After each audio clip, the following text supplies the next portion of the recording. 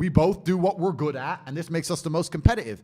And I feel like if you want to have a stable society and a competitive society, and when I say competitive, I mean competitive in all realms, including safety, including having as many children as possible, not even competitive in a combative sense. I'm just talking about having enough kids to beat the reproduction rate, which we're failing to do in the West, and everyone being able to walk around without getting hurt.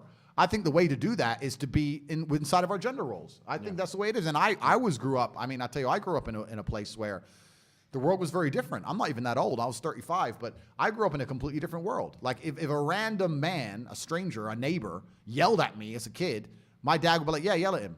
Like we were scared of our elders. Like my dad went to work, my mom cooked and cleaned, and looked after us kids. Like I grew up in that world, and people now are just trying to completely throw it out the window, and they seem surprised that society's falling apart in front of our very eyes. Yeah, absolutely. You know, there's a verse in the Quran that actually says something quite similar to what you're saying.